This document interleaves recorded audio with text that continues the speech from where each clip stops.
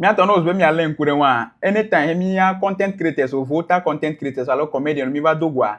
Mi jana gbagbare sere bi ya collaboration. Aha. Le mama nye kwe fa content creators o pete no around. Amesa me va. Ke mi din kekere mi wo collaboration.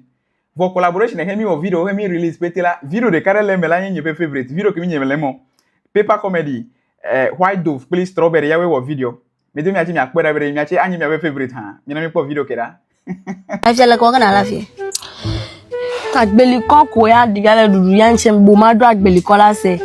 Emi me nyale ke mo ava jo. Afia po. Na nchore po ma jigwe gbo fofulo. Eye ne mo yi no gbo ba gara yo ma nya gara kmela shinyolo. Kapa echiku na be driver kokko wo. Agbeli ko ta wa du jom si gba. Normally, according to the story, strawberry eva jura bereko, eva njojuro gbenono, yo va juro nulo. Tanu ho juro ya bereko la ho va juro yo du jui. Ta ho du jui o pote yiri no yo le chichina no white dove. Afia o kika mo na joro fia mo nye kika mo.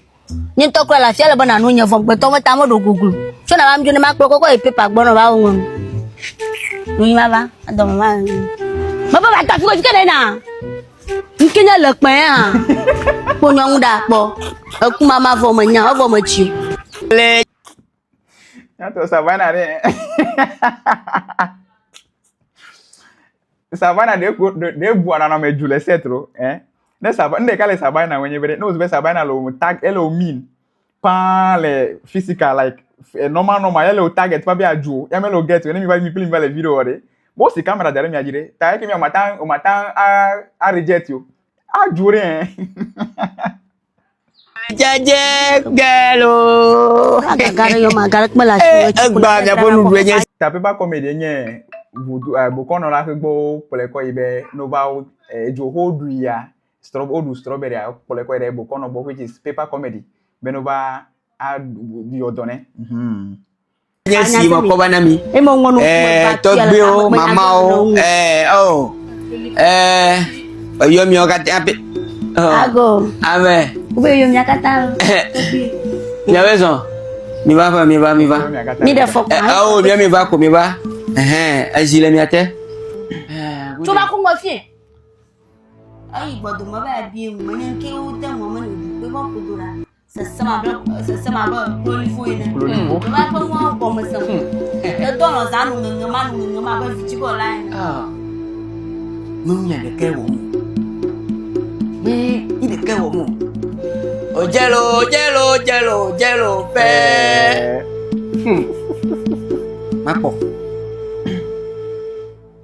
mapo jemi ko lo jajebo jemi lo fe lo jemi lo fe ame mi ajia video this particular video abe sin ke menye fuvia sabai na pe alo fufu mi pe abe mi ten shoot video kolo ela be paper comedy nya mere he knows bo be a shoot video clip to gane me ma o video clip paper comedy ere na funa munto because the guy is too good o ne mi play mi le video ana o kra wa kono agbele video medi ta video ke like this see how the funa white dove kono di ta de mi repeat di baby la be last minute ke white dove meten kono eso kra kono ga ke ouais, mi ko de mesi gbe mi na mi ji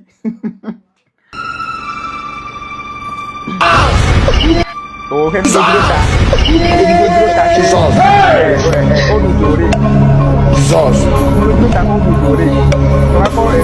o jejelo o nyimi yele fero ajimi kutalo epe mo jefe ajimelo inge julo fe adigelo inge julo fe adigelo inge no do be pa mele correcto lo chale utare je we have talento sí man pass mano sí bebe video que chofere nenye we kra we video ke we paper comedy we kra ba konu no mi post aba na ben kumera lo at this moment mi post aba na ben kumera me tinu alero kiola nye kra me le camera me gbe kra me no vi komelo dey play iwe you go me iwe a Ya to ipo sabana ko bela. Sabana ka nuko. Dawudu ya ko wala bojo gba. Iwo la wo wa dadole agba wadu. Bojo la hole mia. Bojo la hole mia. O mo bunwa a hole mia. To la wala. Ko jeje lo. Mi to la baba. Tọ́jú mẹ́kún máa náà mẹ́tì gídẹ̀ máa ń wà. Nyani ko no me. La dumi. Nka kuala. Ela mi gbe kwa do gbele no ma. Anyway, no zwe okpo mi be video yo go ma follow we. Ah on video ke strawberry to eh.